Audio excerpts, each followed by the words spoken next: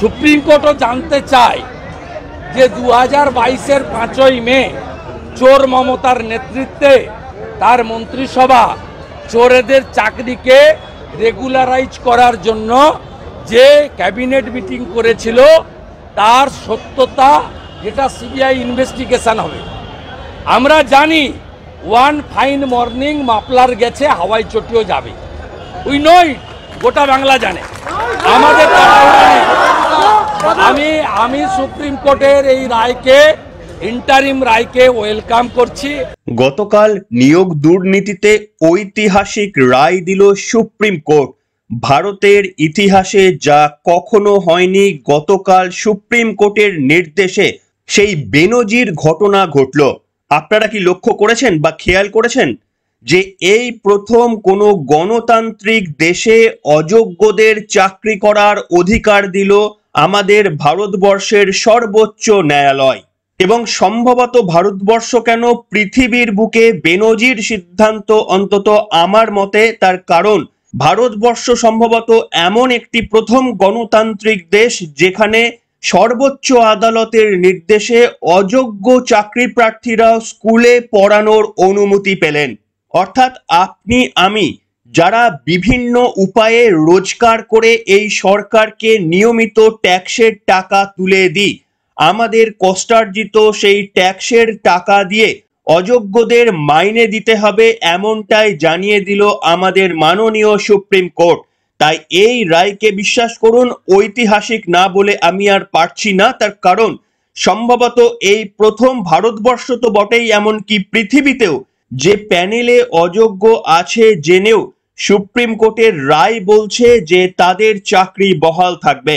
বিরোধী দলনেতা শুভেন্দু অধিকারী যদিও অন্য একটি পার্সপেক্টিভ থেকে এই রায়কে স্বাগত জানিয়েছেন, প্রথমেই আপনাদের দেখিয়ে শুরু করলাম। কিন্তু কেন তিনি স্বাগত জানাচ্ছেন আর কেনই বা আমি বললাম ঐতিহাসিক, এই বিভিন্ন ঘটনা আজকে আপনাদের সামনে ব্যাখ্যা করব। নমস্কার, welcome to simple as ABC. আপনাদের সকলকে স্বাগত জানিয়ে শুরু করছি আজকের বিশেষ খবর। প্রথম কথা, আজকে যে বক্তব্যগুলো বলছি কলকাতা হাইকোর্ট থেকে সুপ্রিম কোর্ট, ভারতবর্ষের প্রত্যেকটি ন্যায়ালয়ের ওপর অটুট আস্থা রেখে এই বক্তব্য শুরু করছি এবং শুধুমাত্রই রায় সম্পর্কিত কোনো মন্তব্য করব, সুপ্রিম কোর্ট সম্পর্কে কোনো মন্তব্য করব না। গতকাল দীর্ঘ শুনানি হয়েছে এবং একটা ইন্টারিম রায় দিয়েছেন 3 বিচারপতির বেঞ্চ। তবে এই রায় নিশ্চিতভাবে ইতিহাসের পাতায় জায়গা করে নেবে। তার কারণ মাননীয় বিচারপতি ত্রয় জানতেন 2016 সালের যে নিয়োগে 26,000 চাকরি হয়েছিল তার মধ্যে যোগ্য অযোগ্য দুজনাই ছিলেন। হলো কি, যারা অনেক কথা বলেছিলেন, বিভিন্ন দল, বিভিন্ন বিরোধী দল শুধু আমাদের সরকারকে মেলাইন করার জন্য যেভাবে উদ্যোগ নিয়েছিলেন, সেই উদ্যোগে অন্তর্বর্তী নির্দেশ দিয়ে জল ঢেলে দিয়েছে ভারতের সর্বোচ্চ ন্যায়ালয়।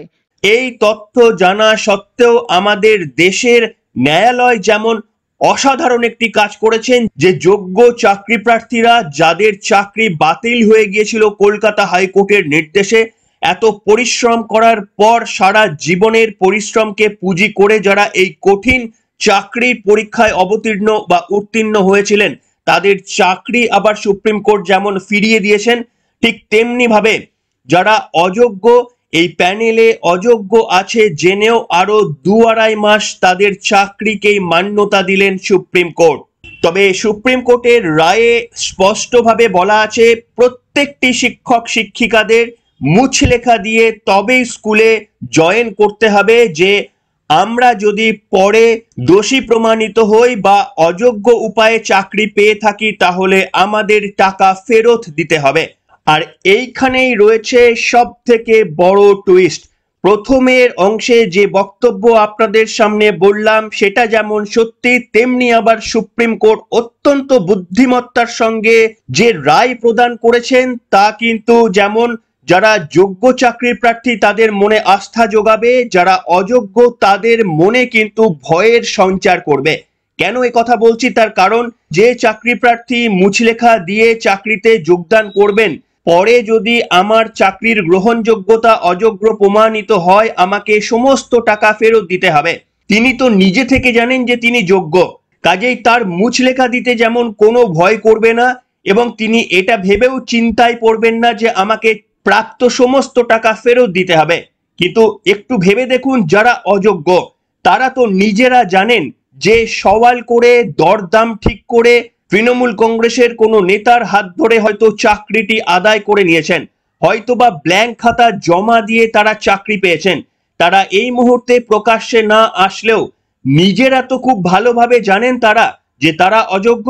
এবার আপনারা ভাবুন, ওনারা যখন মুচলেখা দিয়ে চাকরিতে যোগদান করবেন এই বলে যে প্রমাণ হলে আমাদের চাকরির সমস্ত টাকা ফেরত দিতে হবে, তাহলে ভাবুন ওনাদের কনফিডেন্স কোন তলানিতে আসবে এবং সত্যি সত্যি কি ওনারা আরো একবার চাকরিতে যোগদান করার মতো অবস্থায় থাকবে এটা জেনে যে এই 2 মাস যে মাইনে পাবো এই 2 মাসের মাইনে তো ফেরত দিতে হবেই, এমনকি যতদিন তিনি মাইনে তুলেছেন প্রত্যেকটি টাকা তাকে ফেরত দিতে হবে। এই চিন্তায় সম্ভবত তিনি তো যোগদান করতেই ভয় পাবেন। কাজেই সুপ্রিম কোর্ট যে নির্দেশ দিয়েছেন তার মধ্যে একটি অত্যন্ত বুদ্ধিমত্তা রয়েছে। আরো একটি পর্যায়ে আসি, সুপ্রিম কোর্ট যেমন পরিষ্কারভাবে বলেছেন যে অতিরিক্ত শূন্য পদে নিয়োগের জন্য যে মন্ত্রিসভার ছাড়পত্র এসেছিল এবং তা নিয়ে কলকাতা হাইকোর্টের বিচারপতি যে নির্দেশ দিয়েছিলেন চাইলে সিবিআই তদন্তের জন্য হেফাজতে নিতে পারবেন মন্ত্রী সদস্যদের, কিন্তু সেই রায়কে অন্তর্বর্তী স্থগিতাদেশ দিয়েছে সুপ্রিম কোর্ট পরবর্তী শুনানি পর্যন্ত।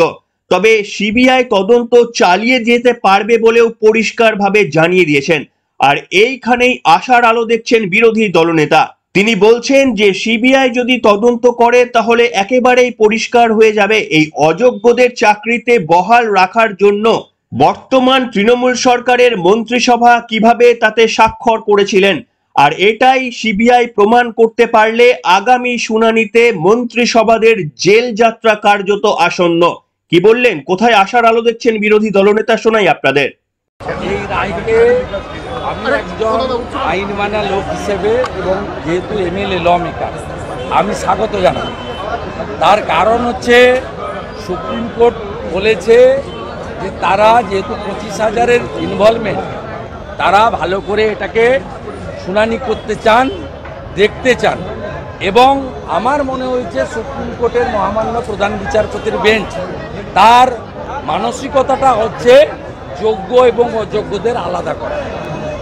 এবং আমি ওয়েলকাম করব যে 2022 সালে 5ই মে অতিরিক্ত শূন্যপদ তৈরির বিষয়টাতে সুপ্রিম কোর্ট স্টে লাগাননি, তারা সিবিআইকে ইনভেস্টিগেশন করতে অ্যালাউ করেছেন এবং বলেছেন যে কোনো কড়া ব্যবস্থা নিতে না, not to take any coercive action. তার মানে সুপ্রিম কোর্টও জানতে চায় যে 2022-এর 5ই মে চোর মমতার নেতৃত্বে তার মন্ত্রিসভা চোরেদের চাকরিকে রেগুলারাইজ করার জন্য যে ক্যাবিনেট মিটিং করেছিল তার সত্যতা, যেটা সিবিআই ইনভেস্টিগেশন হবে। আমরা জানি ওয়ান ফাইন মর্নিং মাপলার গেছে, হাওয়াই চটিও যাবে, উই নো ইট, গোটা বাংলা জানে, আমাদের আমি সুপ্রিম কোর্টের এই রায়কে, ইন্টারিম রায়কে ওয়েলকাম করছি as a leader of opposition. আমি মনে করি যোগ্য এবং অযোগ্য বাছাই হয়ে যাবে জুলাই মাসে হিয়ারিং হয়ে গেলে, এবং সুপ্রিম কোর্ট অযোগ্য, অবৈধ, অতিরিক্ত পদ, শূন্য খাতায় টাকা নিয়ে চাকরি যারা পেয়েছেন তাদের এবং তাদের যারা ঢুকিয়েছেন তাদের বিরুদ্ধে ব্যবস্থা নেবে। আর যোগ্যদেরকে সুপ্রিম কোর্ট প্রোটেকশন দেবে যেহেতু তারা মেধা অনুযায়ী চাকরি পেয়েছে।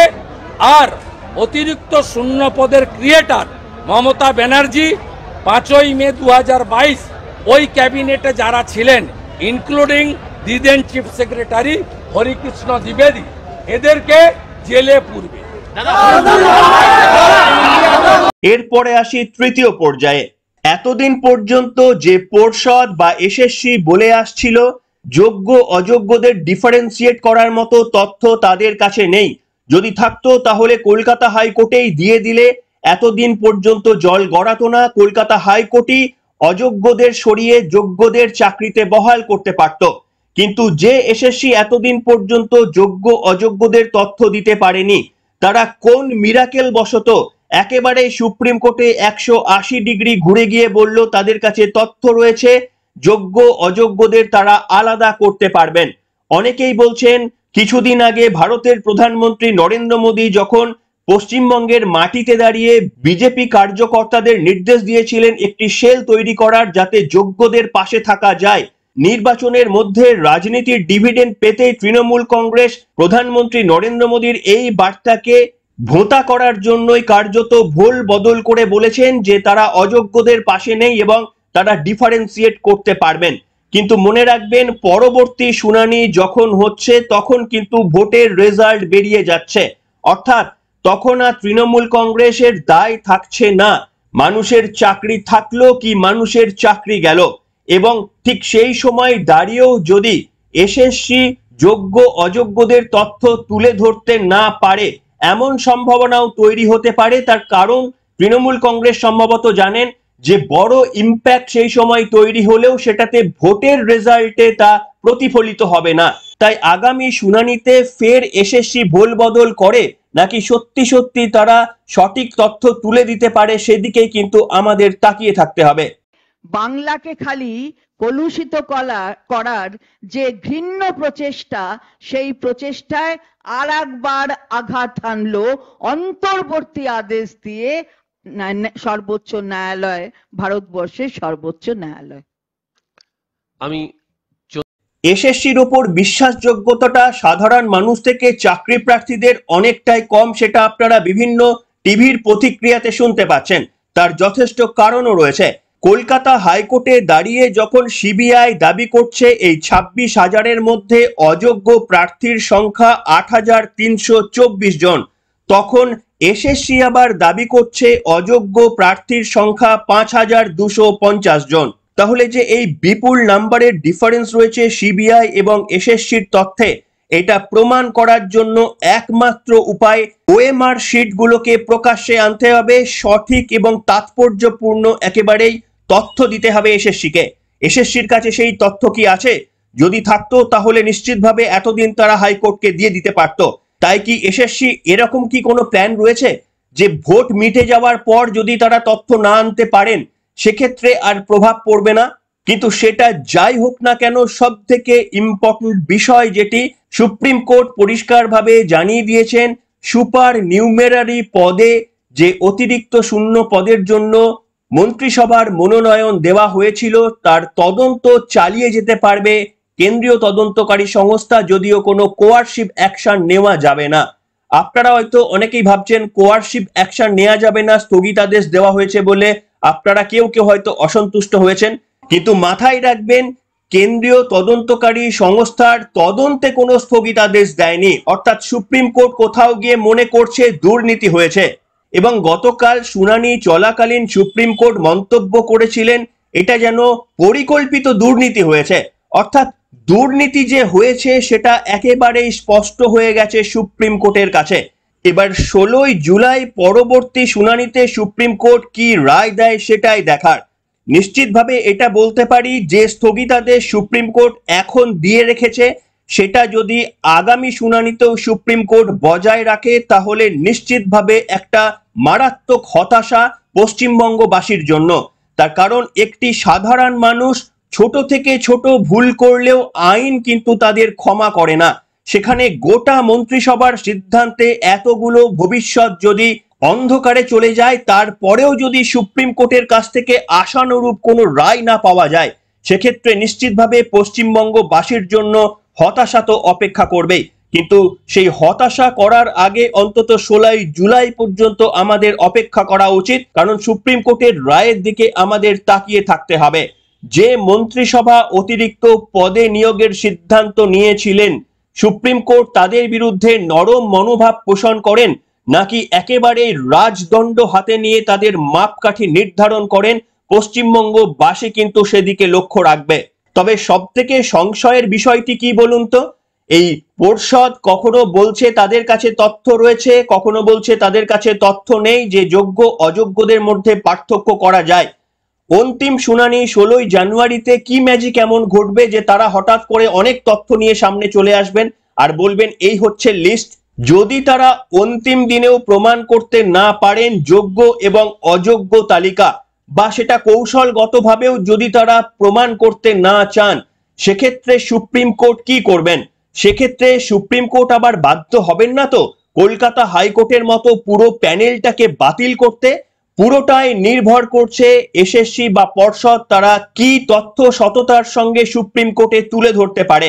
কলকাতা হাইকোর্ট যে কারণের জন্য বাধ্য হয়েছিলেন পুরো প্যানেলটাকে বাতিল করতে, যদি এই রাজ্য সরকারের সহযোগিতা কিংবা এসএসসি বা পর্ষদের সহযোগিতা না পাওয়া যায়, তাহলে যে সমস্ত যোগ্য প্রার্থীরা আজকে এই রায়ের পর আনন্দ পেলেন, তাদের দিনগুলো আবার নিরানন্দময় হয়ে যেতে পারে 2.5 মাস পর। তার কারণ যোগ্য অযোগ্য বাছাই করতে না পারলে সুপ্রিম কোর্ট আবারও যদি কলকাতা হাইকোর্টের পথেই রায় দেন, তাহলেও হয়তো অবাক হওয়ার কিছু থাকবে না। পুরোটাই নির্ভর করছে রাজনৈতিক সততার উপর এই সরকারের। আপনারা কি মনে করেন এই সরকার তাদের সততা দেখাতে পারবে? সুপ্রিম কোর্টের রায়কে কি আপনারা স্বাগত জানাচ্ছেন? আজকের পুরো বিশ্লেষণটা শোনার পর আপনাদের কি মনে হচ্ছে অবশ্যই কমেন্ট সেকশনে লিখে জানাবেন। এখনকার মতো এখানেই শেষ করলাম।